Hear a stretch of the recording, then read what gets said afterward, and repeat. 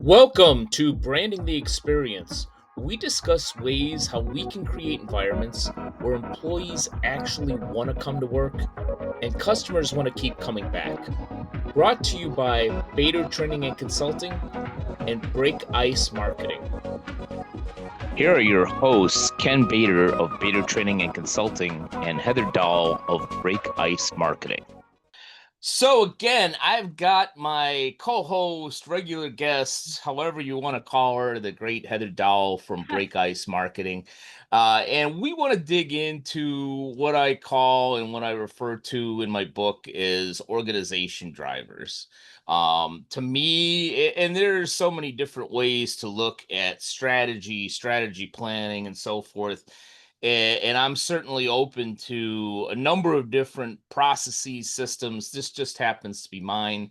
And I think that the organization drivers are really key to not just building a great plan, but building a great business, to having that implementation. And those organization drivers are the history of the organization, the mission statement, the vision statement, the core values, and the service standards. It's kind of the where, how, why, when, so on and so forth of our business. And I want to dig into the real meat, vision and values and standards and all that in a little bit. But let's start with history, because I've always felt that the organization history, when you talk about branding and marketing, is a real interesting piece, Mhm. because obviously you're almost as old as I am, Heather, so you remember this. If you don't know your history, you're what's the phrase, Heather? If you don't know your history, you're doomed to repeat it. That's it. Yeah, yeah. You're doomed to repeat it. And so when it comes to marketing and branding, how important is the history of the organization when you're looking at the overall marketing plan and doing some of the brand tactics that you do at Break Ice? Well, I think the history definitely helps establish credibility. So when you have history, it gives you more of a credible presence. But I think that the longevity also needs to be relevant to today. And I think that you also need to consider your audience. And so the core values and all of that is, and I'm sure we're going to get to that. I mean, that's important. That's what drives the brand. Um, Now, if you're, let's just say you're a credit union. I mean, there's all different types of businesses out there, but some of our clients happen to be Break Ice Marketing's clients happen to be clients, credit unions. Sorry. So I'm going to just that's why I'm using them as an example. And many of them have been around for many years.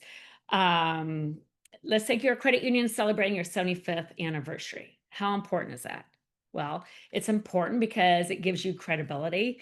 That longevity shows that you survived a lot of different years of different economic trials and there's all different kinds of things that's happening in the credit union Mhm. world, mergers, and you've survived that. You're strong. And people, especially for a credit union, they want a good, strong financial institution. So that is going to be really, I mean, any company, but I'm saying credit unions as an example, that's going to be really a secure feeling for members or potential members. That's what you call, for those of you not in the credit union world, that's what the credit unions call their clients or members. So it's going to give them, it shows that the credit union is strong and financially secure, and people want to put their money somewhere strong and where it's secure, safe. However, you also want to show that you're relevant, and especially with, the younger audiences. So a lot of the credit unions, they have multi-generational membership, and they're wanting to promote to multi-generational, but also primarily, that the Gen Zers. I mean, we used to say millennials, still millennials, but now we're looking at the Gen Zers, and someday on down the road it's gonna be the alphas, what comes after that. And for them, 75 years might not be, I mean, yes, they want the security, but they want to make sure that you have all the conveniences that's available that the newer companies that might have, because there's a lot of hybrid, type of financial institutions out there that people have access to. Um, that can be, open online, and that provides maybe benefits that the credit unions might also offer, but aren't necessarily marketing, or the younger generation doesn't realize, they hear credit union, they think old people. So you have to be careful when you do, make sure that you are celebrating those 75th anniversaries. Celebrate them. I'm not saying hide them. That is important. That is a great accomplishment. That is something that shows your security, and that you're a safe place for members to put their money in if you're a credit union, but also show how you're relevant. And that goes back to looking at your values and your culture, and whatever that is, if it's on service, how that service has evolved over the years from 75 years ago to where we are today. And I think you always have to show that involvement, because if we stay stagnant, if we're not changing, then we're not going to survive, right? So we have to, in a sense, our values and our, mission and our vision and all that stays the same.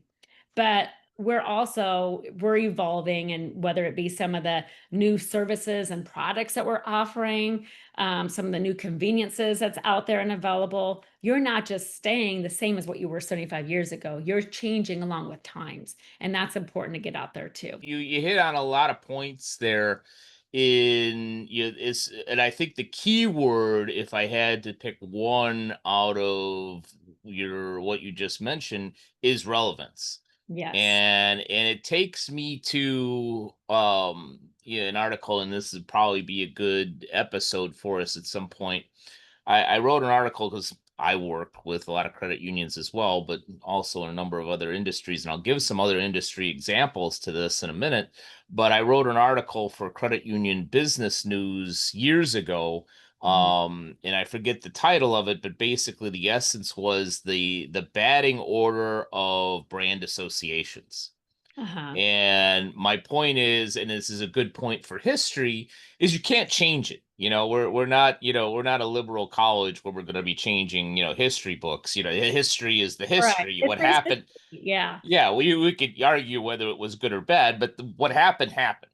Hmm. So, same thing with an organization, any for-profit, non-for-profit business. If you've been around for 80 years, that history is 80 years, and you've been around 80 years. But going back to my analogy of the batting order of brand associations, given the overall marketing plan, giving, or even more important, the overall strategic plan, who's your market, where are you trying to go, how are you trying to grow, how Hmm. important is, so we'll stick on that 80 years because I had a client like this, how important is that 80 years?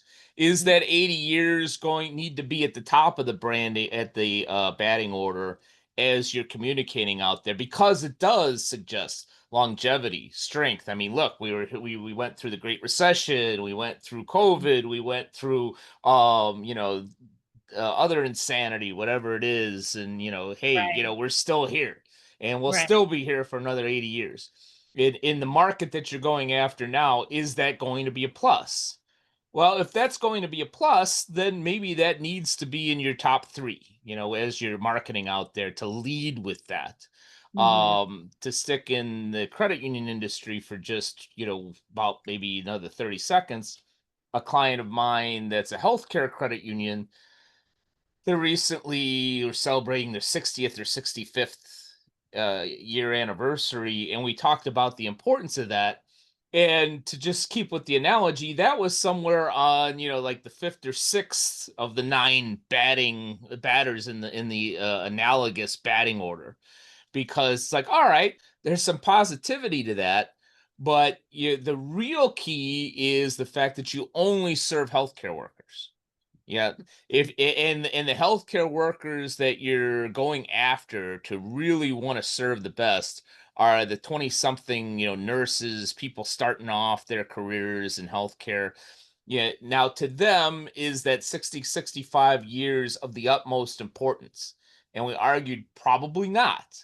Hmm. What's more important, what's number one, what's your leadoff hitter is, hey, you know what? You can bank anywhere, but we know healthcare workers You better. understand their needs and Yeah.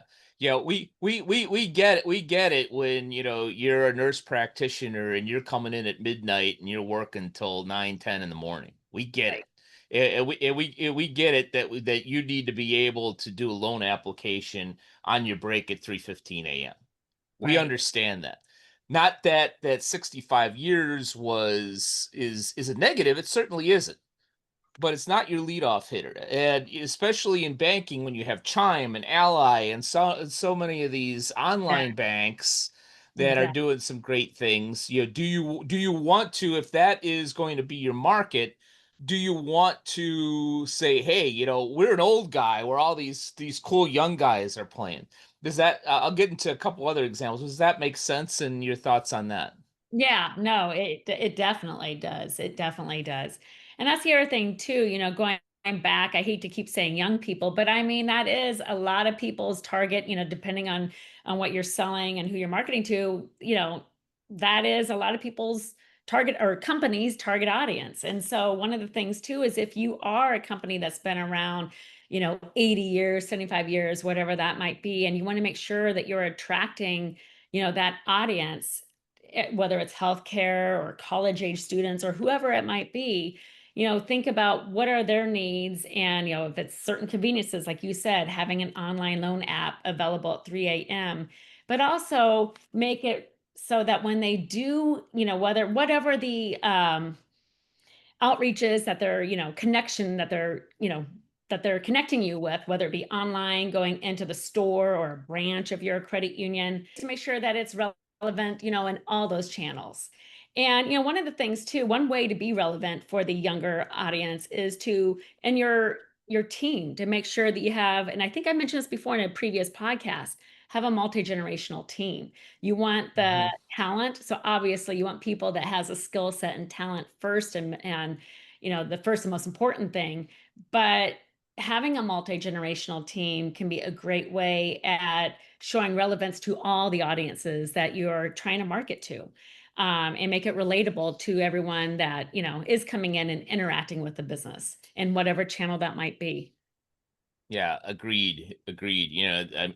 That delves into the C and the B plus C plus S, some of the culture, and you want a culture and a makeup that's going to kind of mirror, the business that you want. Of course, that could be another 5 episodes and probably will. But yeah, to maybe I'm beating a dead horse, but to give a couple other examples for our audience from other industries, I'll take maybe to some an unpopular industry, which is the firearms industry, and then also take it to tech, which I think is popular with just about everybody that has anything with tech, and unless you're living in a forest in a cabin, you got something with tech. Right. But I go, most of my audience know I do a lot of work in the law enforcement sector, and so I go to a huge conference every year called the SHOT Show in Las Vegas. And I know how much you love Las Vegas, Heather, because you were just there. Private joke. Yeah. But anyhow, Not a very uh, good joke, no. yeah, too soon. Yes, yeah.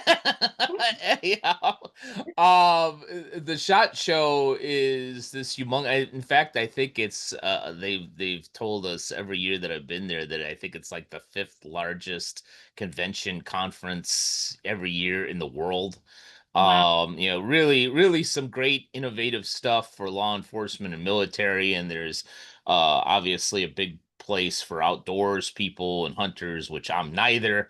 Mm, But I'm always intrigued with the businesses there, from the one sector of some of these great products that are being created to keep police safe, and to also have the whole non-lethal, and where they can grab people without hurting them, right. and take them to jail. There's a lot of great entrepreneurial things there, to the other end where you've got Remington and Smith and Wesson and Taurus, and some names in the firearm industry you've known for years. And on that latter point, they love playing up the 80, 90, 100 years. Hey, since there were guns, there was Right. Remington. Not their tagline, just made it up, but you know what I'm talking about, Yeah. because Pretty they want to they want to have the impression that, hey, we've been making this stuff for decades. Right. So, are you gonna trust bullets, firearms, something as important as that where safety is at the Mm. utmost and accuracy is important? Are Yeah. you gonna trust us that we've been doing it for years and years and years, or somebody that's making bullets out of their garage that just, started up the other week? Yeah. Right.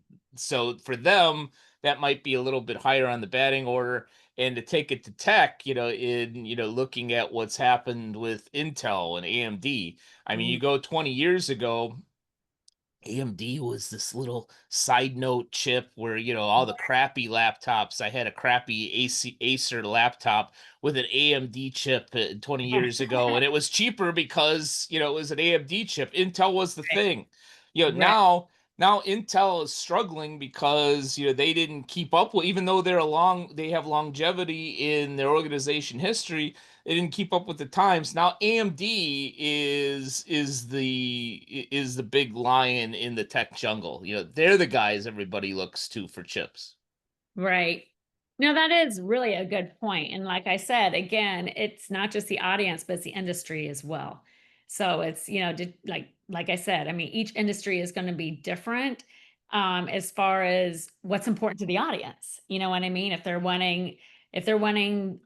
it's a tech, they're, entrepreneurship. I mean, that's something too that I know we talked about in the previous. I keep talking a lot, going back to some of our previous podcast discussions, but I think that, it is true. I think that the tech, I mean, there's a lot of new tech companies that's coming into the playing field. Some of them survive, some of them don't.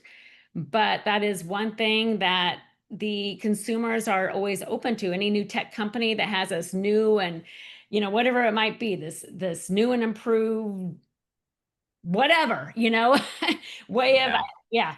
yeah. It's accepting because the marketplace is looking for that. And it's, in fact, sometimes it's more accepting than if it's a company that's been around for a long time and maybe they're not truly a tech company, but they're trying to get in that, in that space, in that arena. And even though they have that longevity behind them to support them as far as, years of being an organization and maybe in this other area, they're not going to be as accepted as someone new coming in.